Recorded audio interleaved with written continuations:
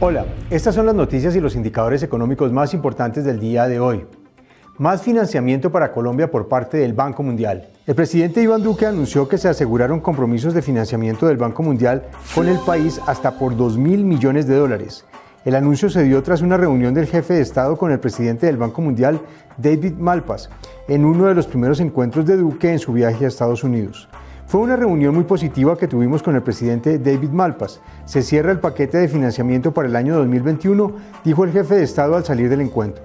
Se trataron temas como cambio climático, apoyo a la agenda de biodiversidad, fortalecimiento del sistema de salud, pensando en la pospandemia, y el financiamiento a la agenda de la juventud y al pacto por la juventud. Son 4 temas centrales, con una buena agenda de financiamiento, y estamos asegurando 1.200 millones de dólares que podremos llevar a 2.000 millones por el interés mostrado por el banco en estos 4 ejes temáticos, dijo Duque. Crece la deuda de los países de bajos ingresos. Según el Banco Mundial, en un informe publicado este lunes, la deuda de los países de bajos ingresos aumentó a 860.000 millones de dólares en 2020 por culpa de la pandemia del coronavirus. La deuda subió 12% y alcanzó un máximo histórico con el fin de atender las necesidades creadas por la COVID-19. Los gobiernos de todo el mundo respondieron a la pandemia de COVID-19 con paquetes de estímulo fiscal, monetario y financiero masivos. Si bien estas medidas tenían como objetivo abordar la emergencia de salud, amortiguar el impacto de la pandemia en los pobres y vulnerables y poner a los países en el camino de la recuperación, la carga de la deuda resultante de los países de bajos ingresos del mundo aumentó, dijo la entidad.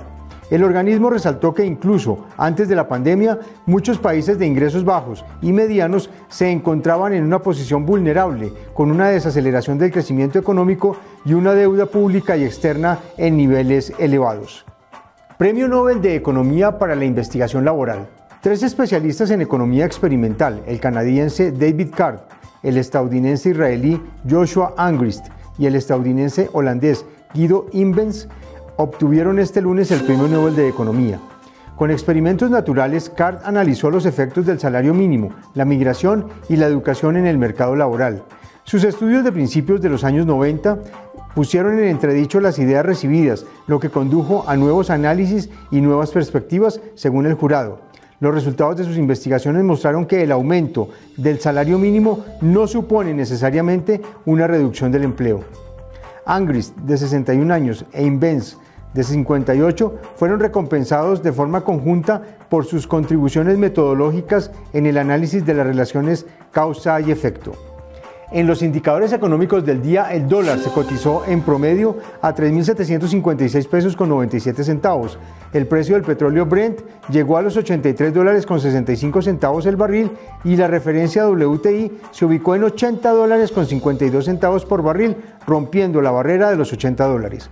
En la Bolsa de Valores de Colombia, las acciones que más sobresalieron en la jornada de hoy fueron las del Grupo Argos y las preferenciales de Grupo Argos, que se valorizaron 2,92% y 1,72% respectivamente.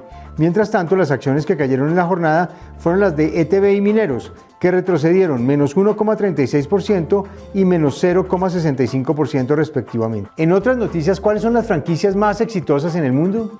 De acuerdo con Tidal Max y Visual Capitalist, el videojuego de Pokémon es la franquicia más exitosa del mundo, con una facturación que supera los 92.000 millones de dólares. Le siguen Hello Kitty y Winnie the Pooh, con ventas por 80.000 millones de dólares y 75.000 millones de dólares respectivamente. Estas fueron las noticias y los indicadores económicos más importantes del día de hoy. Nos vemos mañana.